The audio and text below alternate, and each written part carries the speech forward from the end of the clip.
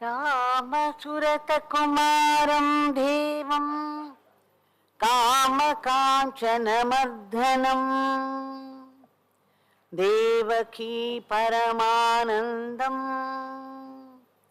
Yogam Vande Jagadgurum.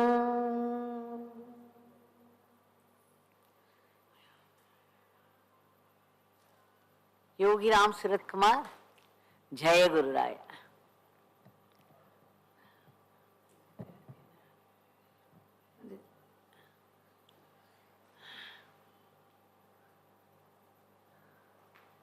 Now, many of you can follow English. So there was a special request to me that this time I should speak in English. Is that okay for you? Right.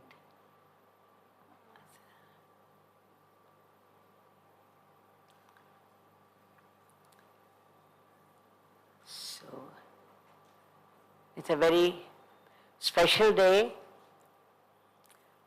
that we have all met up here, and my grateful pranams to Bhagawan that this great event of this national conference is coming to a conclusion with this part, where of course Yogi Ramsuratkumar is in the beginning, in the middle, in the end. It is Yogi Ramsuratkumar all through. And we should know something about it. Even people who already know so much about him, talking about the Guru's glory, his Nama's glory, again and again, even if it is repeated several times, a sadhana is repetition, and repetition is power.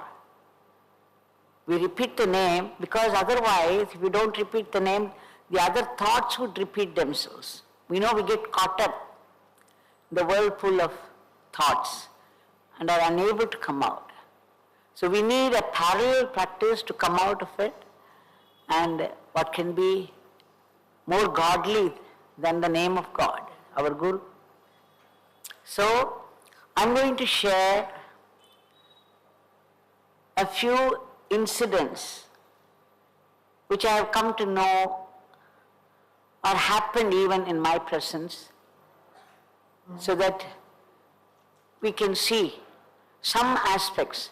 Because a guru like Yogi Ramsuratkumar Bhagawan, we can only see the tip of the iceberg. There will be several miles of the blocks of ice under the water. Only the tip would be seen.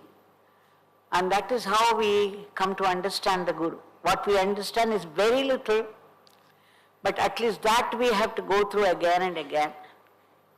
Because Bhagavan had said, wherever people talk about this beggar, my father is present. We know that there is no difference between his father and himself.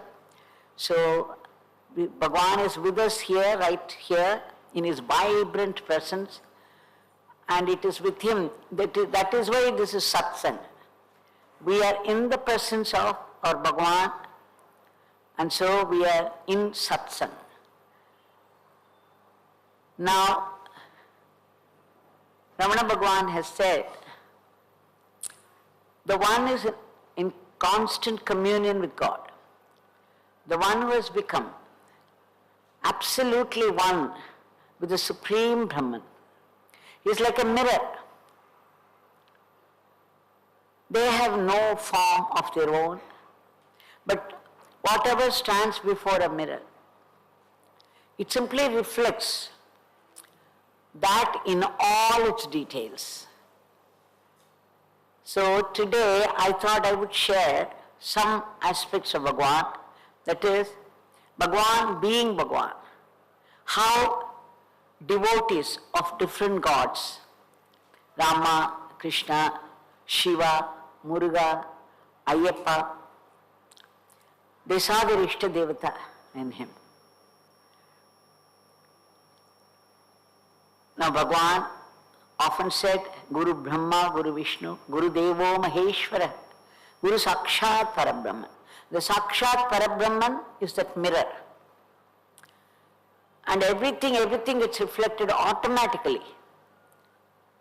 So recently in Abhayam, I was telling people, the devotees there, how Bhagavan came to us as Rama. So I had better not repeat all those incidents. But one important experience that I myself felt, that one early morning, Bhagavan was lying down.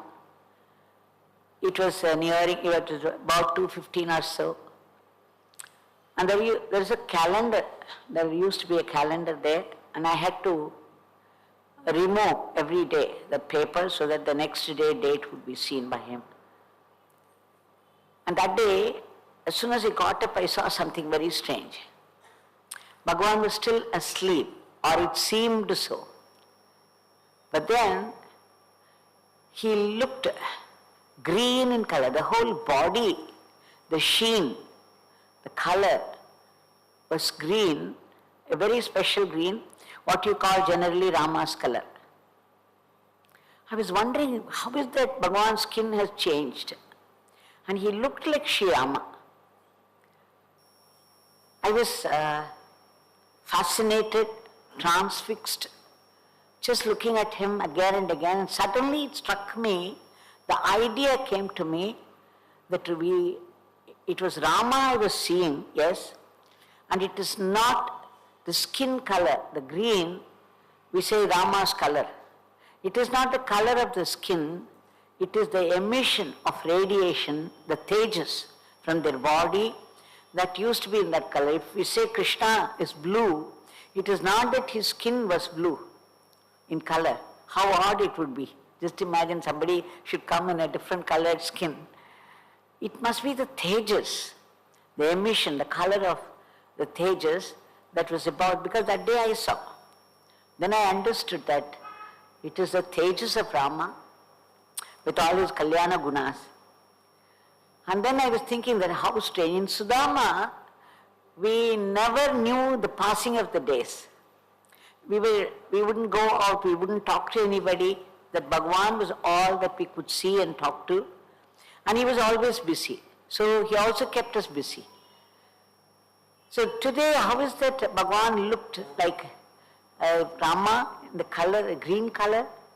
And then just thinking about it, I removed the paper, the date, and then I saw it was Hanuman Jayanti. Hanuman, all the time he was chanting Ram Nam, and only Rama existed to him, nothing else, no one else. And no wonder there was such strong current of Rama consciousness. And it manifested. That is what I found out. It was a glorious vision. Of course, it happened right in front of me. I wouldn't say vision in that sense. Generally, vision is used. Because I could see him lying down, just as Sri Rama. For all appearances, it looked as though he was asleep. But what did I see? Sri Rama, the ever wakeful, Supreme Brahman. So that is one thing which I wanted to share. There are other many incidents. But then about Krishna, everybody knows that in Tiruvannamalai there is a Bhakta by name Ramachandra Upadhyaya. He is running the hotel, Udupi hotel there. Right from the beginning, Swami sometimes would go there and have his food, and the Ramachandra Upadhyaya people also would send some kanji every day. Sometimes both in the morning and in the night, or sometimes in the morning. And Swami also had given them the order that somebody from the family, only a family member should bring kanji, otherwise he won't touch it. And that was Krishna Jayanti day. So his wife, Ramchandra Upadhyay's wife, had made all kinds of snacks, the Krishna Jayanti Bhakshanam. So it was all made ready and kept there. The puja flowers, everything was ready. And Ramchandra Upadhyay had gone out to get something. He said, I would be right back. So she was waiting. And when somebody entered, she thought it was her husband, Ramchandra Upadhyay. But who? None other than Yogi Ramsuratkumar Bhagawan entered the house, and he came and sat there in front of all those snacks, and he said, oh, today is Krishna Jayanti, you please bring me all this. And then he started to eat. He finished up the whole thing. His wife was helpless. She didn't know how to react to it, but then she was also happy that Swami was taking something. So he began to eat the whole thing, and in the meantime Ramchandra Upadhyay also came back. And then he saw the Leela Swami was playing. He was also very happy. They were all devotees. So then after eating all those snacks, Bhagavan said, Ramchandra, Krishna Jayanti is over.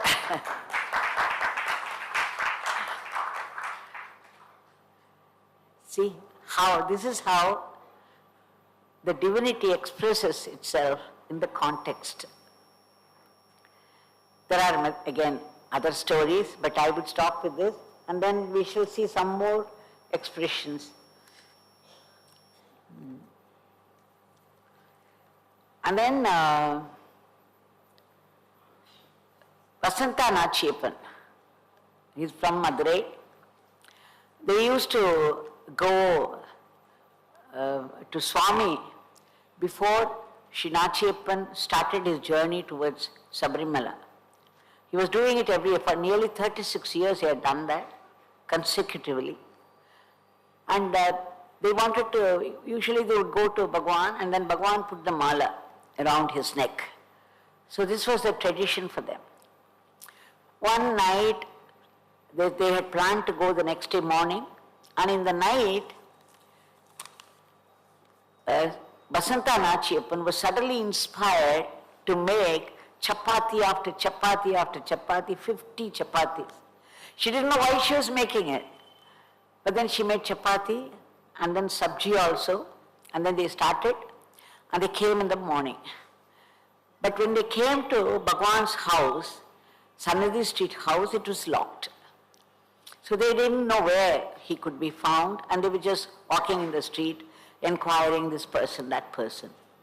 And suddenly, one Ayyappa Swami, he was carrying the plantain leaves, and he came straight towards them. He said, Swami தேடுறீங்களா? எங்க அங்க ஒரு bell studio ஐயா வீட்டில் தான் இருக்காங்க சாமி, வாங்க நான் அழிச்சுன்னு போறேன் அப்படின்னு. So they were guided, and then they went to this house, and there Bhagavan was sitting in a chair, and there was about 22 Ayyappamas. They were all seated there. And then Bhagavan, they prostrated before Bhagavan, and they were all singing Ayyappa bhajans. Then Bhagavan asked Dr. Nachiappan also to sing a song on Ayyappa. All this were going on, and then they started to do the puja there to the Murti. As the puja was being done, suddenly everybody saw Bhagavan. They didn't know how he adjusted himself. In the same chair, he sat like Ayyappa. They had done Pada Puja to him. So in the Pada also, they had put chandan, kumkum, all that, flowers, everything. So it was like this. You can imagine how he sat there in the chair, just like Ayyappa. So all those people, the Ayyappa devotees, they could not believe their eyes, but they saw Ayyappa sitting there in his typical pose. Dr. Vasanta Nachiappan, they were all highly excited. And then she says, I didn't know why I made 50 chapatis. Swami was just sitting there still with absolutely no movement. And then a few minutes after, he sat like that and he started to bless also, raising his hand in benediction. And after that he came back to his original Swarupa, and then he sat just like Yogi Ramsuratkumar and said, Vasanta, this beggar would like you to feed all these people. Have we got enough food? That is when she realized why she was made to do this 50 chapati. So she started distributing the food. So you see, for all the Ayyappa Mas that day, they saw Ayyappa coming alive there, right in front of them.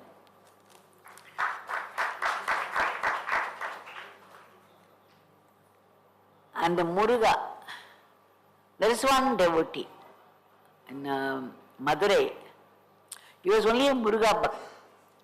He would not acknowledge any Mahatma. He would chant Muruga's name and he refused to recognize anyone else. But suddenly he developed epilepsy. In fact, when he came in, his father used to come to Bhagawan, and then father would talk about Yogiji also. But whenever father talked about Yogiji, this fellow would be making fun of his father. And father would say, don't say about it. See, Mahatmas, they are like fire. You should be very, very careful about them. You should not utter one negative word about them. Otherwise, the suffering will be endless. So, father would say, no, don't make fun of him. Don't do this. He's a great one. Don't do this. But then the son wouldn't listen. He would just go on doing it. But suddenly one day he developed epilepsy, epileptic fits. And then he was suffering very badly. And he says that he was only calling out to Muruga, Muruga, Muruga. He got admitted in the hospital and then they were trying to do their best. But he says, I was calling out Muruga, Muruga, Muruga. But in my dream, only Yogi Ramsuratkumar came and he sat next to me and he just touched me and said, you would be all right hereafter. You won't have to suffer. And he says, after that, he never suffered that. So, calling out to Muruga, how can we divide them? That this is Yogi, this is Muruga, this is Ayyappa. They are all in one. So this is it. And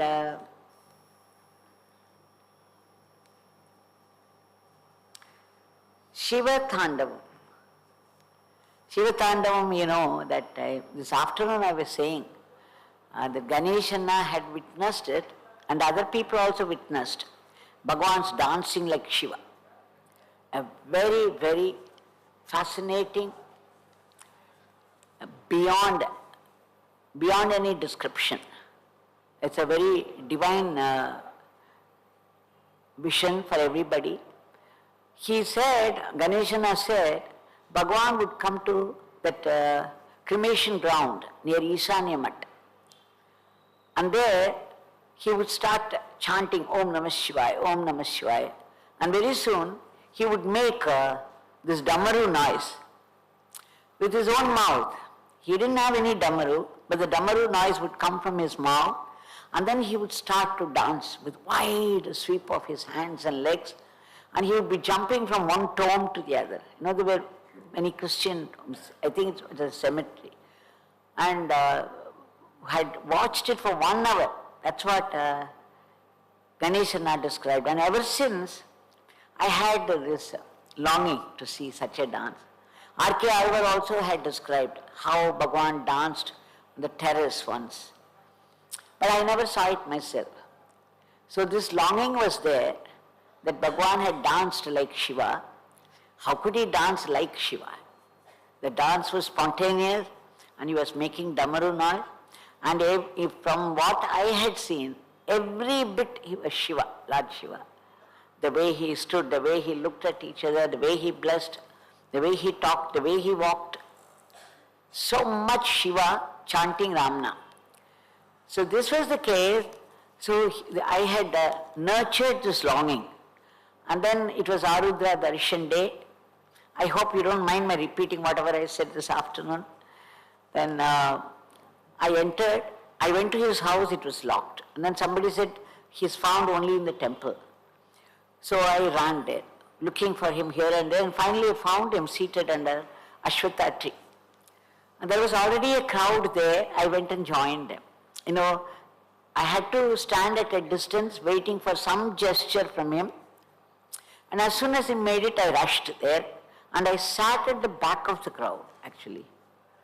And that's when I saw there was only a small crowd, but then there was such a rush of people entering the temple and going straight inside.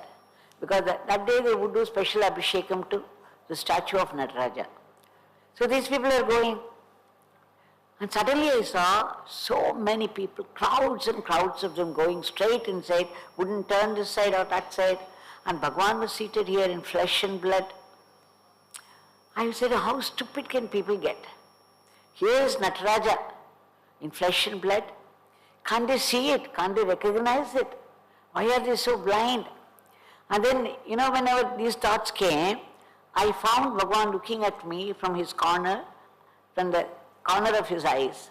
And then immediately he would turn. He would look like this and then he would turn and then look like this. So I knew that he was picking up my thoughts. And then I remembered Arudra Darshan was the day Lord Shiva danced specially for Parvati and some intimate disciple, this Patanjali and Vyagrapada. So I was just thinking that today is Arudra Darshan. Ganeshana said so much, and I had this longing so much that I was hoping, I was praying, and then suddenly I didn't know, I had blurted it out. I said, today is Arudra Darshan day. Will this Shiva dance for us? I was not a person who talked like that in those days. I used to be very, very afraid because Bhagavan would not like any nonsense in his presence. That is one place, that is in the presence of the Guru, your ego would take a back seat. And you sit very quietly, there will be no cheshtai. And so no gimmicks of the ego. So I used to be very, very scared. But that day I don't know how the words came out at all. So much was the longing that I didn't know I had spoken out. And then as soon as I did, I was really trembling in fear because Bhagavan would ask me to, whenever we were impertinent, Bhagavan would say, this beggar leaves you now, you can go. And there would be so much longing to be back with him, but you can't do a thing once he leaves you. You have to go back. So we were all scared of that. So here I was trembling in fear that Bhagavan would send me out now. I have spoken impertinently. But all that Bhagavan said, to my great surprise and delight, is that, why not? That was something he would never have spoken. It was not his way of functioning. But that day he said that. So I was flabbergasted. Is Bhagavan saying that why not? Which means he's going to dance just because I asked. I couldn't believe it. But then I was very, very happy. It was very blissful actually because I thought Bhagavan would get up and start dancing. He's expecting all that very stupidly, imagining a physical dance. But then Bhagavan, he became very cool once again and he continued his conversation with those people in the crowd. Especially there was one village lady and she was a vegetable vendor, I think. But she also had a pot of buttermilk. And she was saying, hey Swami, something she was saying in her own language. Swami, eduthuku Swami. Vandama, the pichikaram vandama, she was saying. So I was thinking, my God, he is making this kind of conversation with her and here people are rushing in for this. நமக்கு ரசிக்க தெரியணும் இல்லையா? ஒரு பகவானோட கூட இருந்தா கூட அவர் பகவான் நமக்கு புரியணும். We must be able to recognize him for what he is. And then அதை என்ஜாய் பண்ண தெரியணும். அது I was thinking, okay, it is their fate. And then suddenly he looked at me again. Then he said, he would call me like this, come here. And then he made me sit a little away from him, and then I sat there. Then, I had already asked, will this Shiva dance for us today? So I was thinking that, he's making me sit next to him, now he's going to get up and dance and this and that. But then again he turned to some of those villagers and he was talking in their language. And suddenly I heard Bhagavan's voice, Devaki, see, Shiva is dancing. And I looked up where he was looking, and there was a breeze, and then I heard the rustle of the leaves, and then the leaves are all moving like this. How many times we have all seen that, It's so common a scene. And I looked at it, I was trying to understand what he was saying. Here I was imagining a Nataraja's dance, and then all that he said was looking at those Ashwatha leaves moving like this and calling it dance of Shiva. What is he saying? Anyway, I left it at that because we should not think too much in his presence. He would know every thought. So immediately I gathered myself. And then I left it at that. And then again, he was he was not even looking up. And suddenly he said, Devaki, see, Shiva is dancing. And then I saw he was looking up, and it was a very clear blue sky, and 3 stalks, I think. They were white in color, and they were gliding very gracefully in a certain formation. It was so beautiful to watch, the kind of which I had never seen before. And I was really fascinated by the beauty of it, but that was about all. Say, Shiva is dancing. And that is when I began to doubt, what is it he's repeating? Maybe he wouldn't dance. He just trying to divert me to this and that. I didn't get the point. Because we are trained to look at everything physically. So the subtlety behind it, I missed. And then he knew that I missed a point, so he kept quiet. Again he continued. That is when one Mami arrived. She had a carrier and 1 plantain leaf, and she said, Swami, today is Arudha Darshan day. I have offered it to Nataraja and I have brought it for you. Will you please take it? He said, Amma, you keep it there. And then he continued the conversation as though nothing had happened at all. And here I was waiting. I was still waiting for him to get up and dance physically. And then he said, suddenly looking at the Mami, will you put that leaf before her? So he put it in front of me, and Bhagavan said, you served this lady, this Amma, that's what he would say. You serve this. I was so scared to look at her. With so much devotion, she had brought that just to offer to Bhagavan, and here Bhagavan is pointing to some lady saying that you serve all that to her. I was so scared, and then I looked at her from the corner of my eyes only to find her smiling. Then I thought, okay, she's an evolved soul. She must have been quite used to his ways, and that is why she's smiling. And then she served the kali and also the sabji there. And just when I was about to eat, Bhagavan said, start. So I had to eat. It was a very embarrassing scene because it was temple, Arunachaleshwar temple, and nobody just puts a plantain leaf and eats kali there like that. Just imagine my plight. Anyway, but Bhagavan was saying it, we can't help it. So I was about to start, and suddenly my eyes caught the movement of something, and then I found it was that centipede. The மரவட்டைன்னு சொல்லுவோம் இல்லையா தமிழ்ல, அந்த மரவட்டை எப்படி இருந்ததுன்னா கருப்பா இருந்தது, நல்லா இது மஞ்சள் புள்ளி இருக்கும் இல்லையா, ரொம்ப ஃபாஸ்டா போகும் வேற.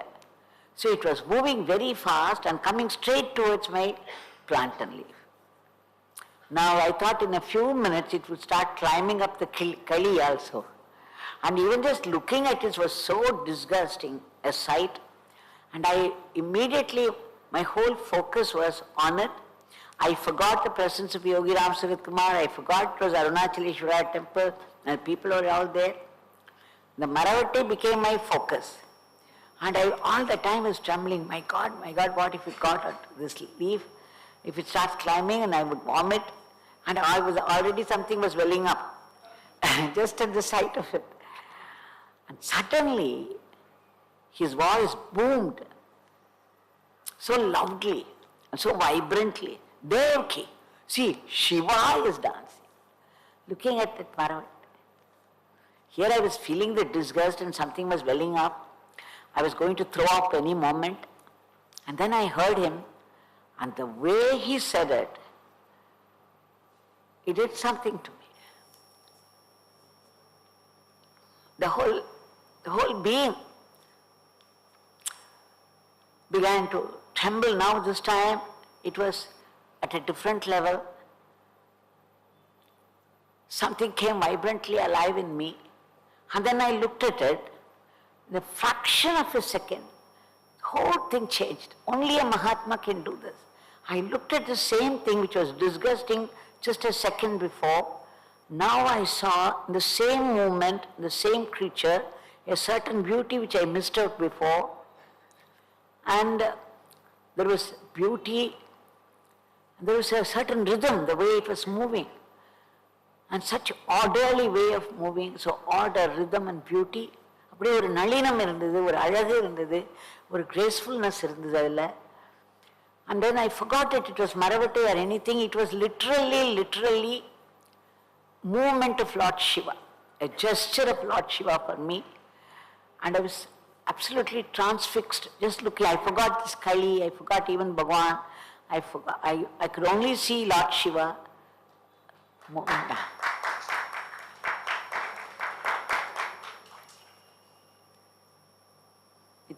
One should be there to know, to feel what it was like.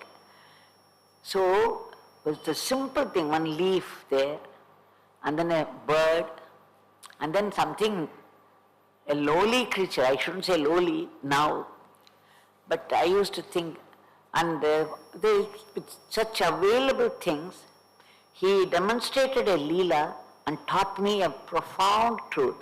When he knew that my view has changed completely, he said, Devaki, Shiva is always dancing. Learn to see it. So this is a lesson for us, because we expect everything physically from the Guru. But it's only when you begin to think this Guru is Akhanda. It is he who is present everywhere in everything. I remember asking Bhagawan once that please give me 1 pointed concentration. He said, you will get it. But one thing, you must remember only my Father is present in everything and in everyone and everywhere. Father alone exists. That means you have to see only, you have to learn to see that there is God inside each of us. It is He who is activating us into playing our role in life. It is He who is sustaining our breath. It is He who put it in the first place. It is He who is sustaining it. And it is He who is making, because of the breath only we are able to see, we are able to hear, we are able to move about. Our brain works because there is life in the body. So who puts this life? That is the Chaitanya within, the Supreme Brahman, and so it is the life of life in our body. நமக்குள்ள இருக்கிற இந்த மூச்சு யார் போட்டா? அவருக்குத்தானே இந்த மூச்சு சொந்தம், இந்த உடம்பு சொந்தம் இல்லையா? அதனால we belong to him. In fact, we don't exist at all. இது நினைச்சு பார்த்து, this must get into our blood. That is when we would know that we are only puppets in the hands of a divine puppeteer. The divine puppeteer is inside all of us. He is inside a worm. He is inside a worm. The Supreme Brahman is inside a worm, and he is wriggling like a worm, helplessly. Imagine the Supreme Brahman in a bird. He is acting through the bird, and it is he who is flying in the form of bird. It is he who is in the tree swaying in the breeze. And he is right in the stone also. There is no place where he is not. In fact, every one of us is only a manifestation of this divinity. That is why none of us exist as individuals, as we think, as we deceive ourselves. We exist only as instruments in his hands, as puppets in the hands of the divine puppeteer, and we should know that it is he who is operating from inside. We are all programmed robots, and he is the operator within.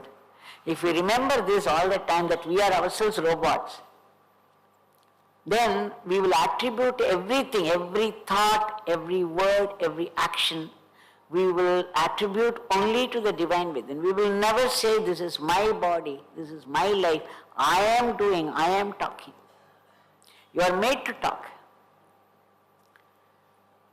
அதனால இந்த ஒரு பெரிய விஷயத்தை, அதாவது நம்ம பார்க்கறது எல்லாமே சிவா தான். எந்தெந்த இடத்துலலாம் மோஷன், எனி மூமெண்ட், எனிவேர், அப்படி சிவர் ஒரு விரலை இப்படி அசைச்சானா அந்த கடல் பொங்கும், அந்த மலை அப்படி இடிஞ்சு விழலாம், இல்லை ஒரு மலை அந்த இடத்துல உருவாகலாம்.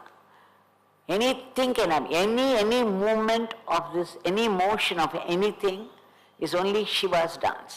This is what he taught me.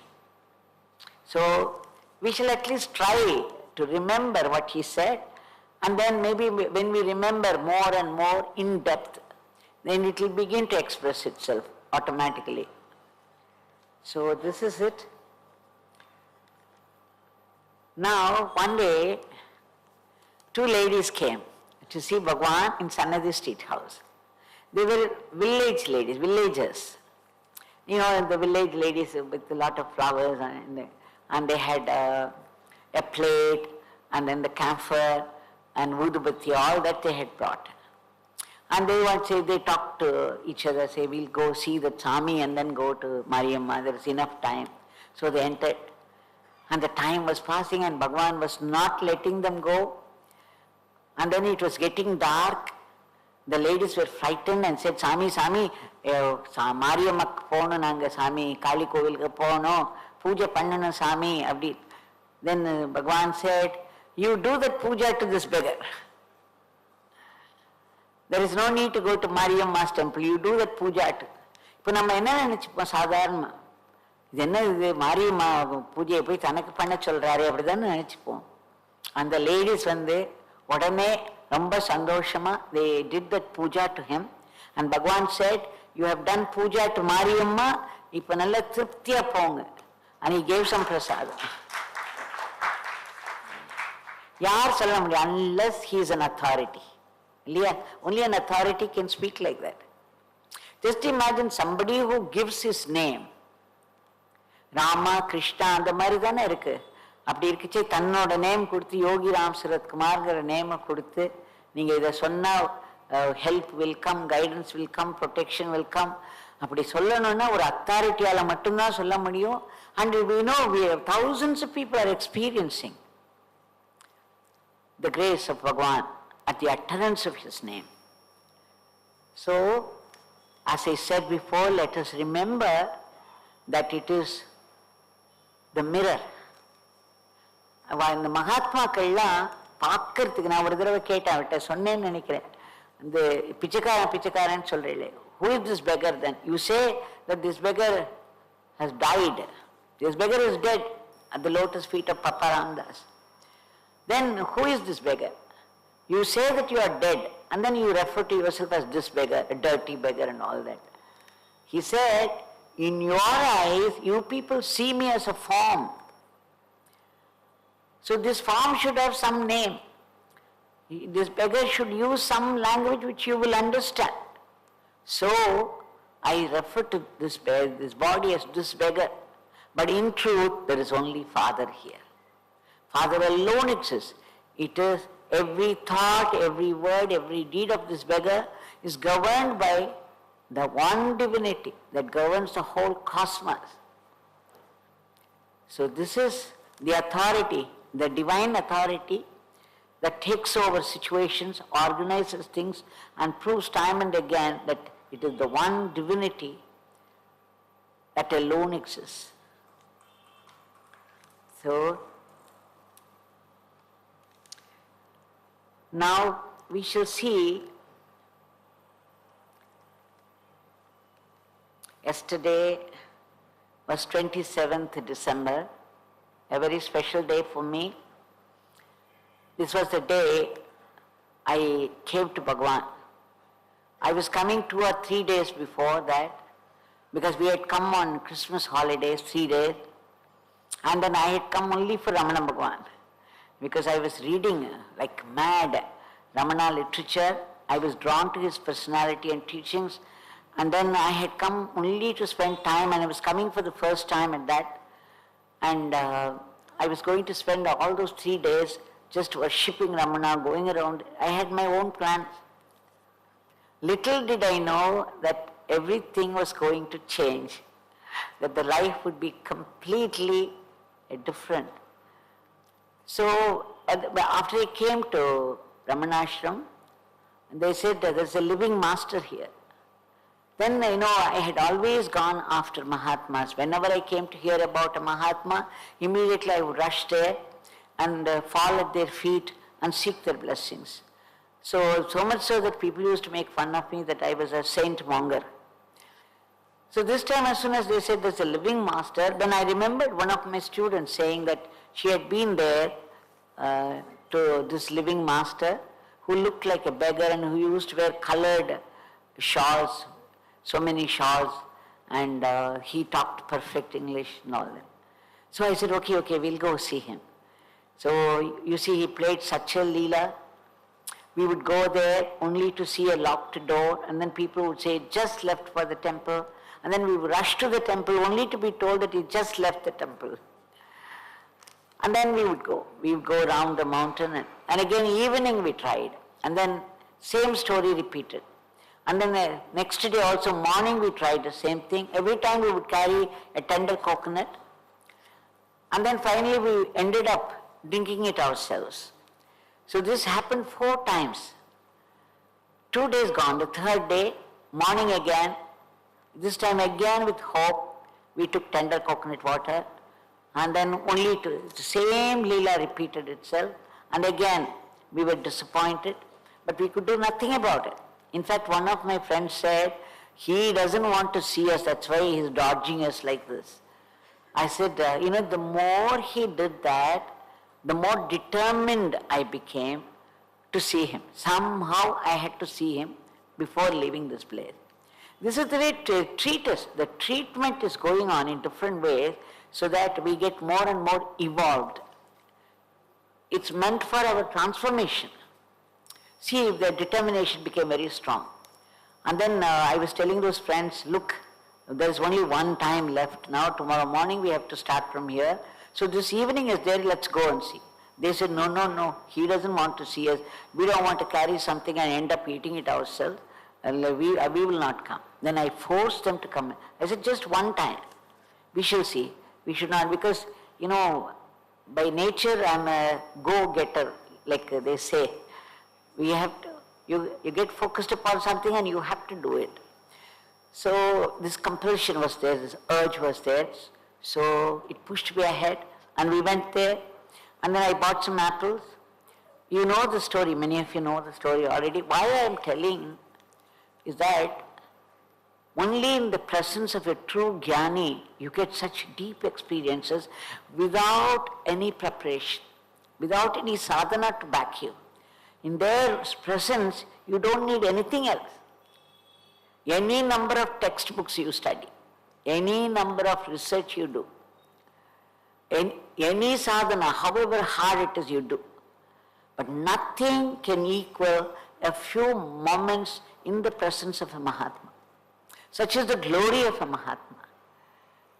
So here we were there, and luckily I sighed a sigh of relief, because it was open and there was a crowd outside, and then we were there in the last row. Then some form was coming out. from inside. And I tell you the truth, I did not look at him at all. I had no idea of the details of his appearance, but I felt a huge, I had waited only for this moment all my life. You will know only when you find your own guru. You will have some such experience, I suppose. Because here I was trembling violently with tears trickling down, streaming down, and I was just gaping. And then quickly he dismissed everybody, and finally only we three were left, and my friend was nudging me saying, look, this is our turn, he's going to send us off. But where was I even to reply? I was just gaping at him without registering any details. It was blank. And then he said, come, the way he used to say, come inside. And then he took us to the veranda, small veranda. And again now I was closer to him, this huge presence, a very vibrant, fiery presence.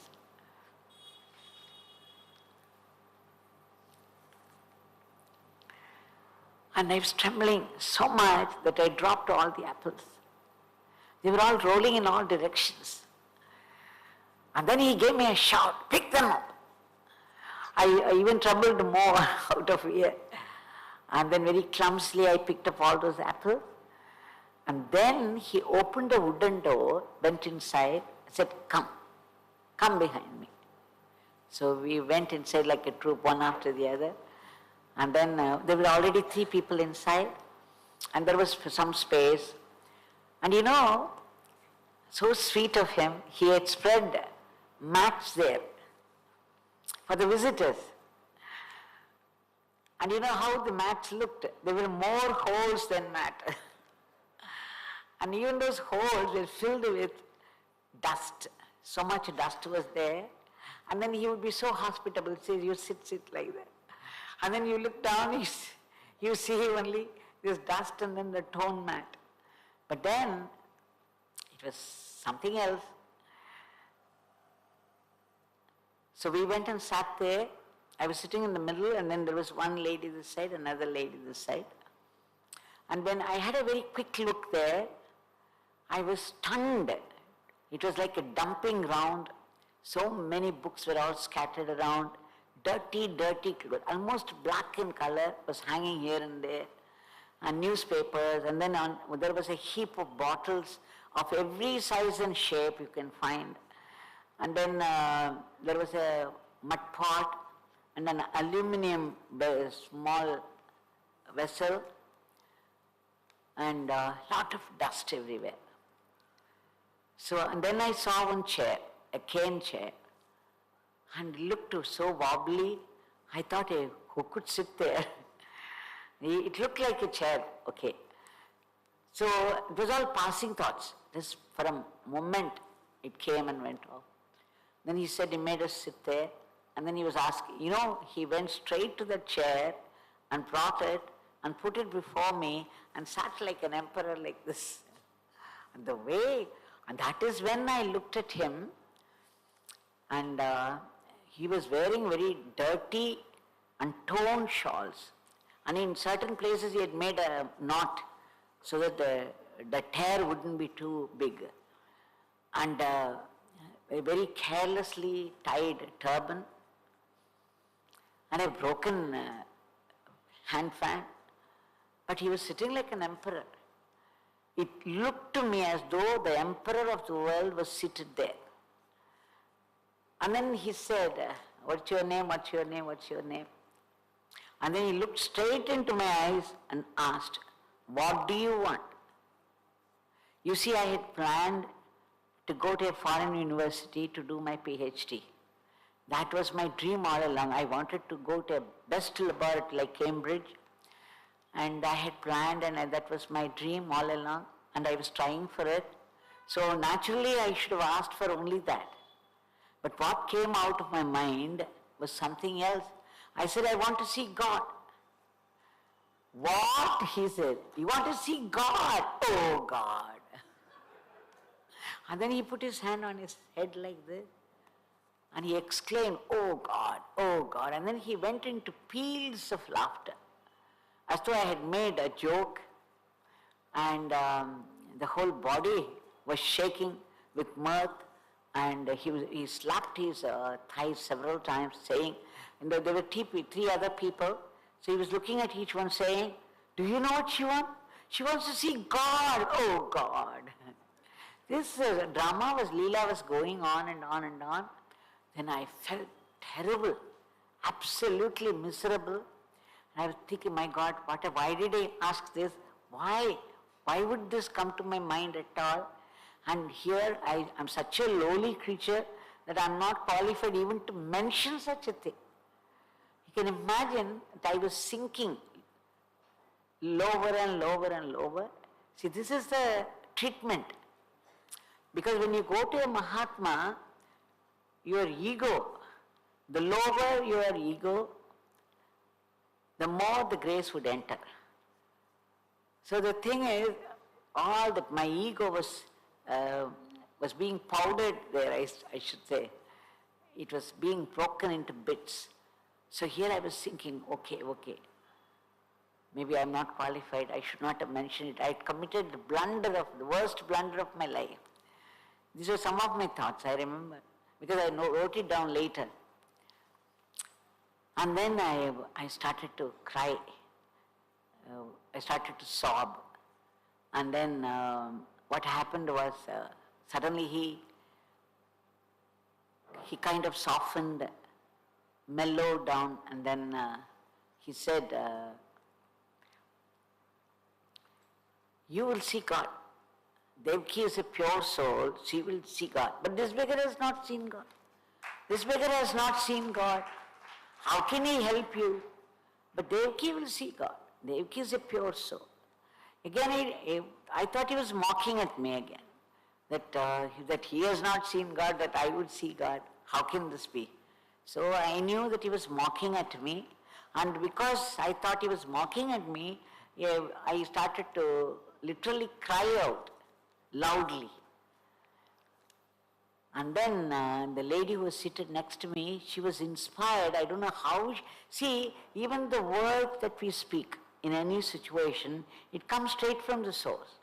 I don't know whether you would believe me or take it seriously, but please know that the thoughts come to us spontaneously according to the role you have to play in this world show. And you speak words and you do actions according to the role you are cast in the world show. This is the fundamental truth about life, but we will not know until we evolve to a certain extent.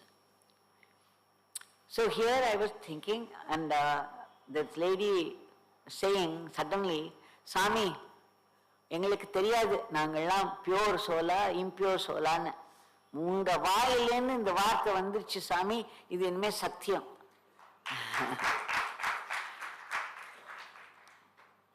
So as soon as Bhagavan heard that is to speak in English, to translate it, she said, "Swami, we do not know whether we are pure or impure, but now that you have said it, it has become truth from this moment." What a beautiful reply. I could never have thought of that myself, but it came from her. But Bhagavan visibly reacted. He said, like. And then he held his hand like this in benediction and looked penetratingly into my eyes, and then he started to bless me.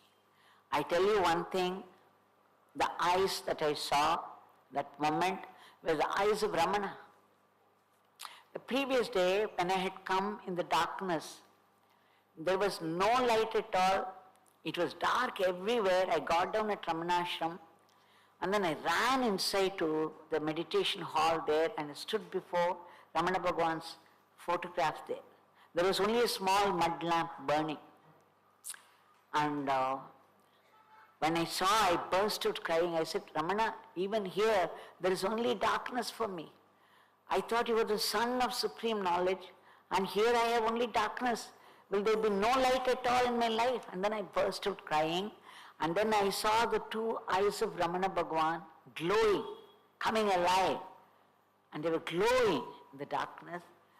And you can imagine that I was stunned and I was just looking at it, and then the lights came on.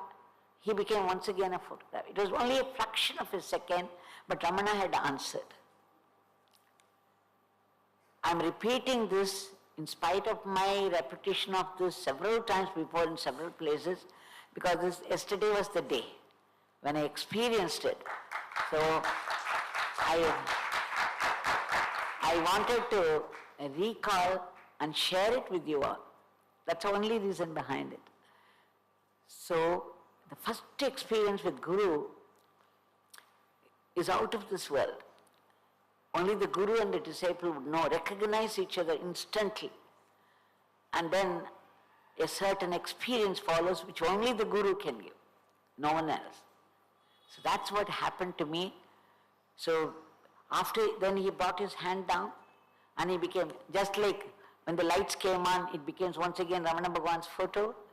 Here also he just brought his hand down and then he was once again his mocking self. He said, oh, she wants to see, she will see. This beggar has not seen God, how can he help? She wants to see God, oh God. This Leela again started, but this time there were no thoughts at all in me.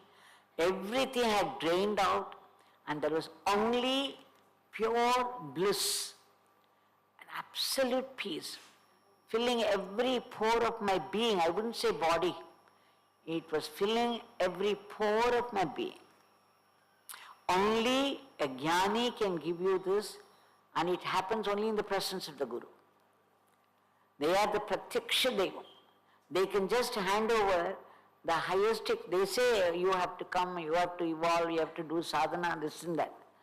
If they thought in a fraction of a second, they can give you that experience in a platter. That's what happened, and that was the pivotal episode of my life which changed the whole life pattern. The one that went inside, the one that came out. There was a world of difference between the two, and when I came out, I was no more my old self. It was a rebirth, and that's why yesterday I was saying it was my birthday.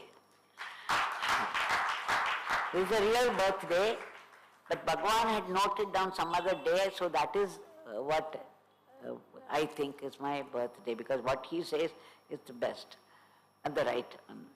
In any case, what I am saying is, it was a euphoria, as they say in English. It was an ecstasy, and I was in that bodhi, நம்ம ஏதோ ஒரு ட்ரிங்க்லாம் சாப்பிட்டா ஒரு போதை வரும்னு சொல்கிறோம் இல்லையா, அந்த மாதிரி ஒரு போதையில் இருந்தேன் நான். கிட்டத்தட்ட ஒரு வாரம் 10 நாள் இது லாஸ்ட்டு. எங்கே போகிறோன்னு தெரியல, எங்கே வரோன்னு தெரியாது. When I went to the college, I could not talk to anybody like I usually did.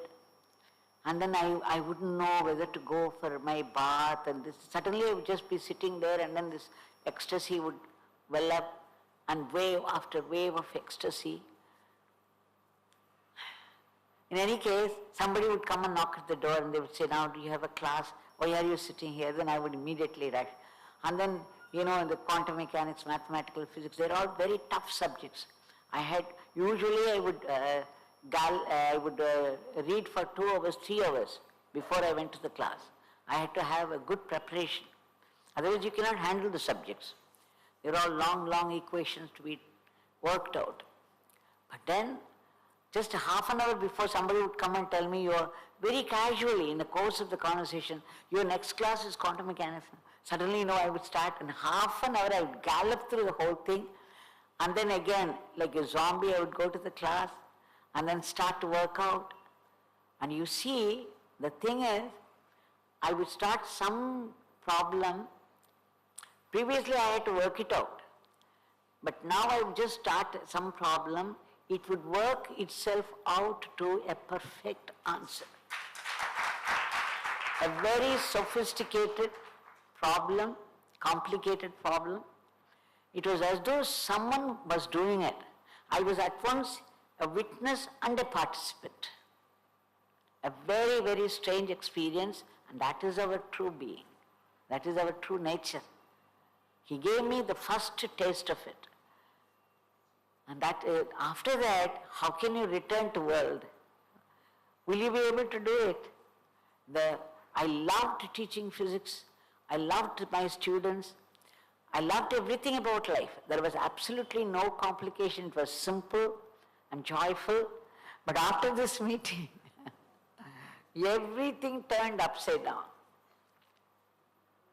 And then after that it was, because I was in the academic, I must use the word, it was examination after examination after test after test after test. And I had to go through many, many difficulties, but they were all meant for my transformation. Because the one experience will not do. You have to get established in that. For that you need real sadhana for purification. So that's what happened. The next 7 years, I had to go through many, many, many difficulties, mostly his rejection. And I had to survive all those rejections, come back to him. Well, that's a different story. I'm telling you all this because of the 27th of December. If you have already heard it, you have to bear with me. Now, we shall see about Paramacharya and Bhagawan. We saw how he expressed himself as the Ishta Devata of people. Now, Paramacharya, the very mention of the word Paramacharya would bring tears to him. And if somebody came from Paramacharya, he would be the first one to do his prostration. Oh, you have come from Paramacharya, you have brought his blessings. And he would be the first one. Such was a relationship. He was a bhakta to Paramacharya. At the same time, there was oneness between the two of them. There are very, very interesting incidents there.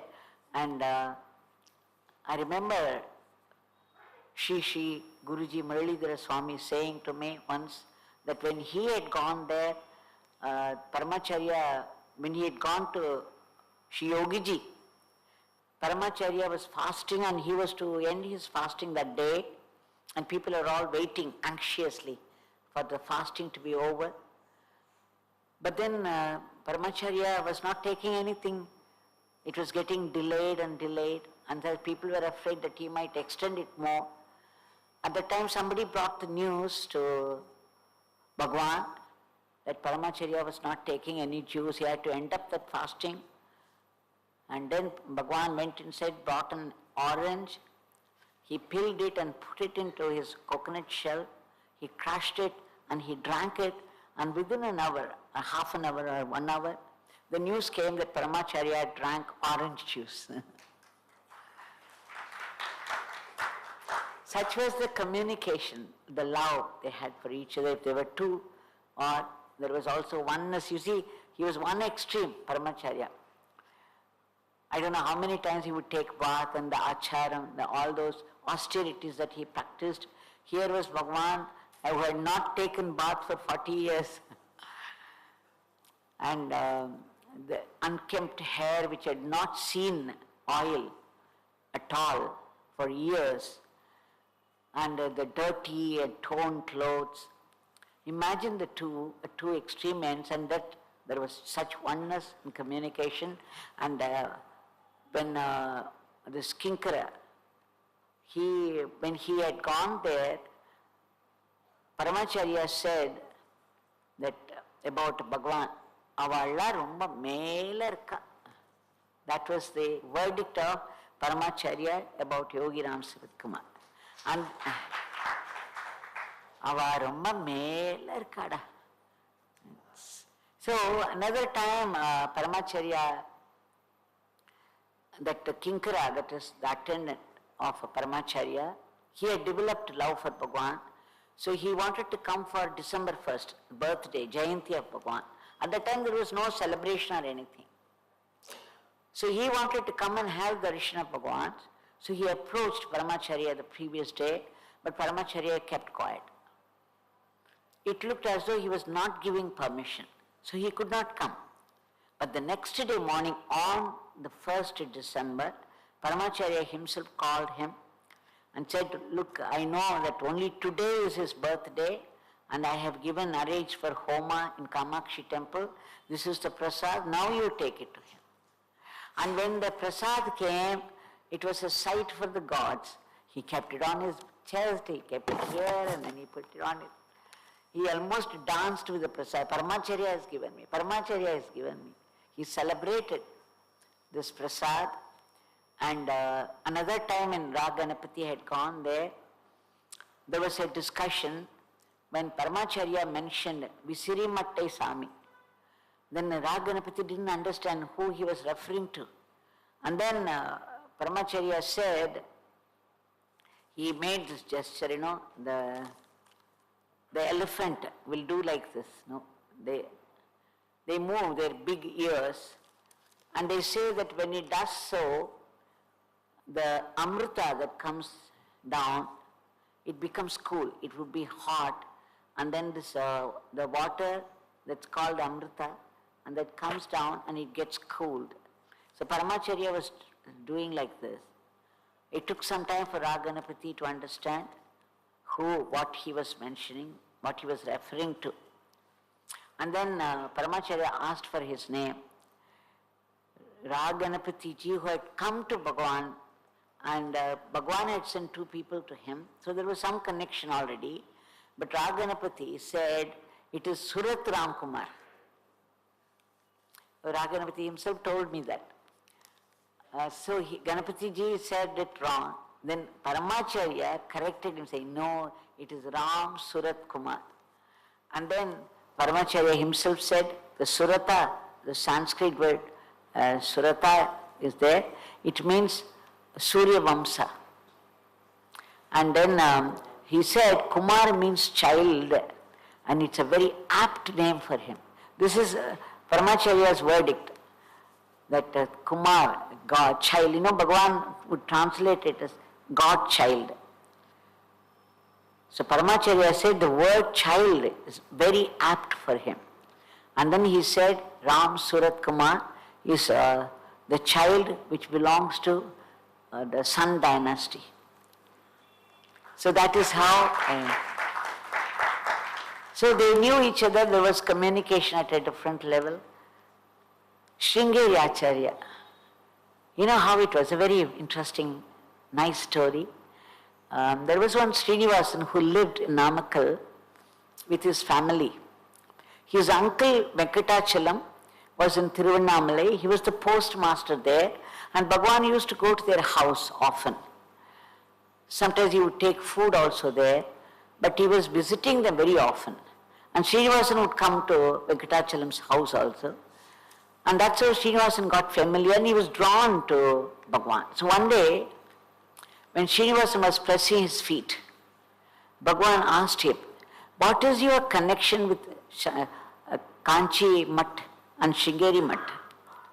He said, a traditional guru is only Sringeri Mat Acharya, but I go to Kanchi Mat Acharya also, Paramacharya also, and he once gave me Rudrakshamala, and I am preserving it. Then Bhagavan said, Srinivasa, this beggar, I know you look like a householder in the eyes of the people, but this beggar knows you are a celibate. And Srinivasa was stunned. Of course, he knew that Bhagavan knew everything. And he said, Swami, it's all by your grace. And then he prostrated before him. And then Bhagavan said, you are progressing so well. This beggar would like you to do something. He said, Sringeri Acharya is ready to give his padukas to you. This beggar would like you to go and get it. Now again, he was flabbergasted. He said, what is Swami saying? That I must go and get it from Sringeri Acharya, because Sringeri Acharya doesn't do it easily to everybody. He thinks I am a common man, a lowly man. I don't deserve all this. What is Swami saying? That Sringeri Acharya is ready with his padukas to be given to me for worship. Swami, I am a lowly man. I am not qualified to get all this. He said, this beggar says that you deserve it. You deserve this blessing from Sringeri Acharya. This beggar would like you to go there. And then Srinivasan thought, okay, Swami says so, I have to go. And then he went all the way to Sringeri, had his bath in Tungabhadra. And when he went there, Acharya was in the puja. After the puja was over, Sringeri Acharya called him and said, where are you coming from? He said, Tiruvannamalai. There's a Rama Bhakta there who told me to come here and get padukas, because he wanted to say that he was not doing it himself. He was trembling and he was so scared, but he had to say it. Rama Bhakta asked me to come, and he said this, that you were ready. He said, yes, yes. Oh, that is Yogi Ramsuratkumar? He was saying. I think it was Abhinava Vidyarthi. So, saying that is Yogi Ramsuratkumar. He became a jnani long ago. And then he left it at that. And then he said, yes, it is true, Sharadamba has given me Agya, command, that I should hand over padukas to you. So the padukas are ready, but I would like you to stay here for 3 days and then take it from me. So 3 days, Srinivasan stayed there in Sringeri, and finally the padukas were handed over by Acharya. And one mistake that he made, he should have gone immediately with the padukas straight to Bhagavan, to Tiruvannamalai, but instead he went to Changalpattu to some relative's place. But then Bhagavan sent word that he should come to me with the padukas, and then the padukas, Bhagavan touched it and blessed it, and he said, you take it, you have to stay in Tiruvannamalai in your uncle Venkatachalam's house. 12 days this paduka should be there, and you have to do puja to these padukas. He said, these padukas will give you everything. Everything is in this padukas. The padukas will give you the highest experience. But you have to do puja for 12 days, and this beggar would come every day. When you do this puja, just how blessed some people are to get all this attention and special instruction. So he took it to his uncle's place, Venkatachalam, and he did puja for 12 days, and Bhagavan, just as he promised, visited him every day, participated in the puja, and finally he took it to Namakkal for his daily worship. So this was the connection. And later when Bhagavan was not well, he was down with cancer, and somebody took the report to him. Sringeri Acharya said, is a jnani. Jnani will leave their body at their own will. Nobody can predict it, he said. That's a word we got from him. Now Jaya Krishnamurti. Bhagavan had such admiration for Jaya Krishnamurti, and also Osho. They're all controversial people, but Bhagavan always said both of them are Osho, he said, one of the greatest saints of India. And he said the same thing about Jaya Krishnamurti also. Only his language is different, but he says the same thing. This is his remark. So once he had such great admiration for Jaya Krishnamurti, I believe one day he was walking in the streets of Bombay. Then a car came and stopped near, and Jaya Krishnamurti was inside the car. He opened the car door and said, please get inside. See, Bhagavan had not seen him before. They had not seen each other, but Jaya Krishnamurti stopped his car and said, you please get inside. And took him to the place of lecture and made him sit next to him on the dais. Bhagavan said, Jaya Krishnamurti did his lecture as usual, that no guru, no nama, nama makes one dull. You throw away this tradition, this guru and all. And then there were some Brahmins there, and they stood up and asked, how can you say that nama will make one dull?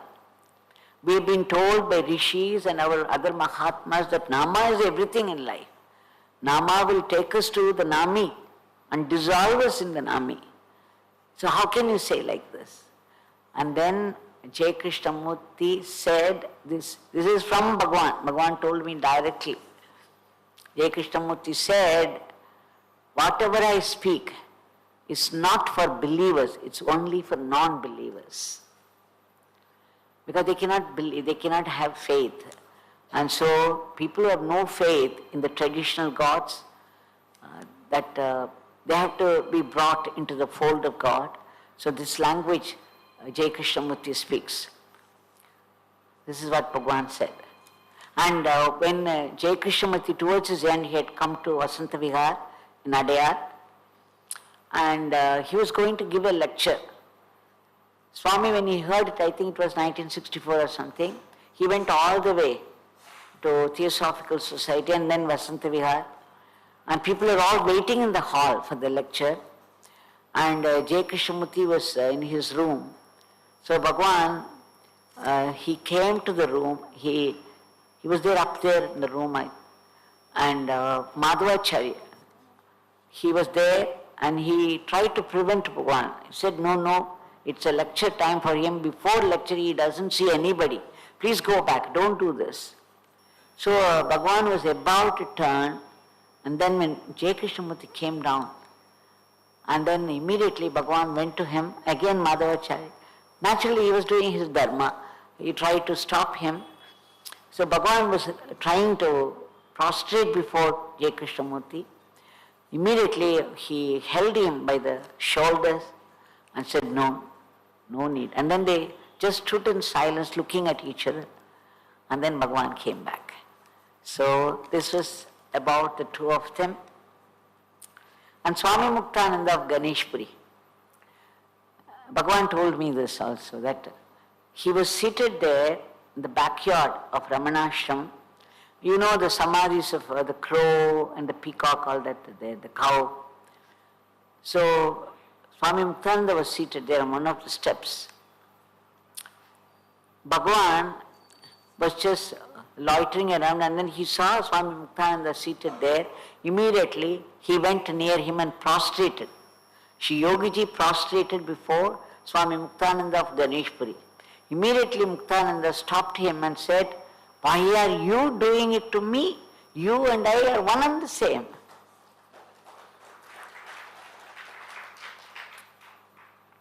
It is mentioned in one of the Swami Muktananda's books. And Bhagavan also told me this. Satya Sai Baba, Bhagavan had great veneration for him. And my experience is that when he shifted from Sannadhi Street house to Sudama, one day we were seated there in the veranda. Suddenly the atmosphere became intense and vibrant. Then I could feel that something was building up there, and then Bhagavan became still, and after a few minutes again the atmosphere relaxed, and then I said, Bhagavan, what happened? I could not see anything. He said, Satya Sai was here. He was here for a few minutes. Another thing was, Bhagavan used to make me read Sai Bhagavan's one particular lecture, that I think there was one death there when Radha Krishnan was shot dead, some problem there. At that time Sai Bhagavan had given a lecture about that, and that he made me read again and again and again, because there was a similar situation. It's not death, but Bhagavan had shifted from the familiar residence to Sudama. So there was a lot of confusion among the devotees and varied opinions and all that. There Satya Sai Bhagavan says that many people are jealous, so they create stories against Mahatmas, little realizing what punishment is awaiting. They do not know that they should not do this thing. They are doing it out of ignorance. It's all because of jealousy. So Bhagavan used to make me read this, because there was a similar situation at that time in Tiruvannamalai. So these are the two incidents I knew about Bhagavan and Satya. And Bhagavan was all admiration, because Sathya Sai Bhagavan was providing water to a whole village. He was doing a lot of national service to varied villages out of the money that came to him.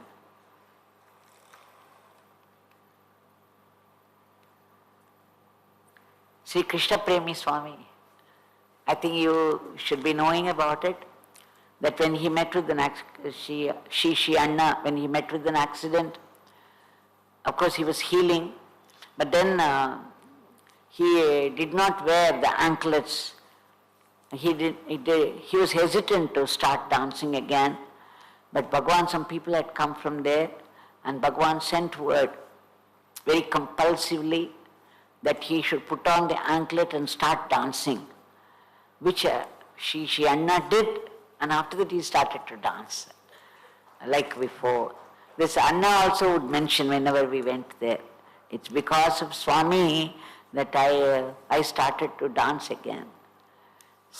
So there are other incidents, we won't go into it. Now Sri Muralidhara Swamiji. He used to come to Sanadi Street House. Of course, I never met him in Sanadi Street House, though I used to go there very often. I remember Shri Guruji saying that Bhagavan told him that you will be doing my father's work. This Swamiji himself told me. And then another incident is what I said. The Paramacharya was fasting and this. Back in Sudama, Sri Balakumar, the writer, the famous popular writer, and at that time he was going to Swamiji. He was an ardent devotee of Yogi Ramsuratkumar Bhagavan, but then after some time he started to go to Shri Guruji. And then there was an article, question and answer, and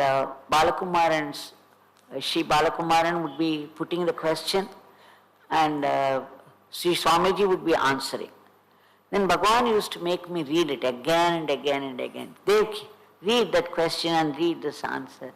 So I would be reading out. That is how I became familiar. And Swamiji also used to send money order, some money every month. And he would have signed it R. Muralidharan. And Bhagavan would look at it and then he said, keep it there.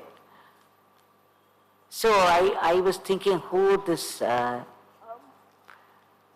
didn't know that he was a Swami or anything, because what I could find was only R. Muralidharan. And then Prabha, who was staying with me, she said that she's Sundaraman's cousin brother, and he's a Swami, he's running Ved Pathshalas and all that. Then I asked Bhagavan the question, the doubt that I had. I said, Bhagavan, our Balakumaranji used to come to you and he was such an ardent devotee, but now he started to go to him. Is that okay? How can he be your devotee and then go to someone else like this? And you are asking me to read this article every day. Then Bhagavan said, yes, Devaki, Muralidhara Swamiji, he said, he is intelligent, knowledgeable and competent. Yes, he can be consulted. He can be consulted. There was nothing wrong in Balakumaran's going to him. This is what Bhagavan declared, because it was such a rarity, because he never spoke about anyone like that. That was the first time I heard him using so many adjectives to describe Swamiji. So that's what is happening today. Many devotees go and consult him, ask him for advice, guidance, all that. I think it was willed by Bhagavan that day in his declaration, approving of that and giving permission for that. Otherwise this would not happen. So This was the description Bhagavan gave about Guruji. At that time he was not so famous as he is today. Very few people only knew him. But Bhagavan gave that description to me particularly. So I always think that it was Bhagavan's approval and permission to me. So now today he is doing so much for the devotees, helping in so many ways, and this the national conference, we took his guidance. The whole thing went by his guidance. He only introduced the right people to us, and we had such a good celebration of it. And we are very, very, very grateful. Our grateful pranams to Shri Swamiji. And there are many, many stories and the leelas that Bhagavan conducted. Yeah, okay. Now I would like to say that after Bhagavan shifted to Sudama, the only time he spoke, when I could record it, he allowed me that one time. After that he refused. But that one time I put question to him, he answered straight away. Now that will be played. So that with that we would conclude this talk, and after that, if there is still time, we can have some question answers. Or if there is no time, we will conclude it. If you have any questions, you can put to me. But Bhagavan's teaching is very important. You want this beggar to tell something? Yes, Bhagavan. Please. I have nothing to say. I can only say that whatever exists is born in life. Unity. Nothing is separate, nothing isolated. This beggar is related to the sun, to the moon, to the infinite cosmos. This beggar is not limited to this body. Do you hear, Devaki? Yes. All of us who are present here are not separate, isolated. They are part of me, myself in all these forms. You see this champati, you see this madevaki, they are all part of my life. They are not separate, they are not isolated. Myself in all these forms with all these names. I am the total, I am the whole, absolute, indivisible, eternal Devaki. Limitless light, infinite light, this Devaki. So are you, Devaki. We are all one together, united, perfect unity in Father, Father in all. That's all I can say. I have to say nothing else. That's all, Devaki. Namaste. This contradiction, it seems strife, but it is not so. When you go beyond mind, you see there is perfect unity, harmony, law and order in the whole cosmos. It is one. That's all. I feel a love for you, but I don't feel the same love for everyone in the universe. That should extend there. The more you are going on serving this beggar, the more you will be aware of the unity of life. I was telling that the devotee looks after this beggar, it means she loves all. When this beggar is being looked after devotee, it means looking after all. When you are watering the root of the tree, the whole tree is being nurtured. That's all I can say, nothing else. Namaste.